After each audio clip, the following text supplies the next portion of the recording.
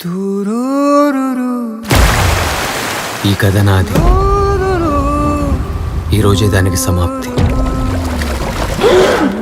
ఖైదీ number 299 తప్పించుకున్నాడు. ఆ రోజు జైలర్ నుంచి ఫోన్ వచ్చింది. జైలర్ గిరిగి సార్, గిరిగి వెళ్ళి చూసాం. వేసిన తాళం వేసినట్టే ఉంది.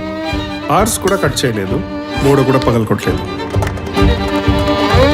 చుట్టూ 20 అడుగుల గోడ, ఆ పైన కరెంటు. బాగానే ప్లాన్ చేశాడు. అసలు ఎలా ప్లాన్ చేశాడ్రా? ఆ డైరీలో ఏముంది సార్? చెప్తే నమ్మరు మీరు. ఈ సృష్టిలో చాలా మిస్టరీస్ ఉన్నాయి. మా సార్ అలాంటి ఒక మిస్టరీ వెనకాల పడ్డాడు. రేయ్, సాయంకాలం త్వరగా రా. నీకు రావు సారే కాదు, ఇంట్లో నేను ఉన్నా. వెళ్తున్నావుగా, అమ్మ కాళ్ళకి నమస్కారం చేసుకొని పోరా, మంచి జరుగుతుంది. ఓ, ఈ పంచలకేం తక్కువ లేదు. కొన్నిసార్లు మీరు ఎక్కడికైనా వెళ్ళినప్పుడు లేదా ఎవరైనా కలిసినప్పుడు ఆ ప్లేస్, ఆ సరౌండింగ్స్, ఆ సిచ్యువేషన్స్ ఇంతకు ముందు ఎప్పుడు జరిగినట్టు అనిపిస్తుంది. ఇక్కడ చూడు,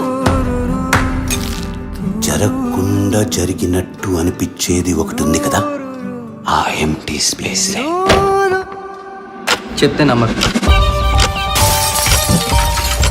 ఖచ్చితంగా నమ్మరు. ఆ ఎంప్టీ ప్లేస్ మిగిలిన అంతా చూసాడయ్యా. ఆ ఊర్లో వాళ్ళు ఏం చేస్తున్నారో ఎవరికి సరిగా తెలియదు.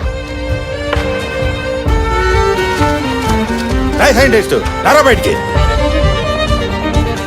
ఒక చిన్న పొరపాటు.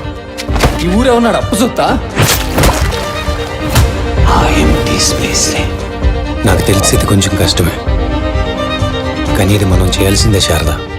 ఎందుకంటే జరిగింది నమ్మడానికి ప్రపంచం ఇంకా సిద్ధంగా లేదు. సార్, వాళ్ళకి ఆడి క్రైమ్ స్టోరీ వద్దంట. ఆడి జైలు నుంచి ఎలా తప్పించుకున్నాడు అని అడుగుతున్నారు. ప్లానా?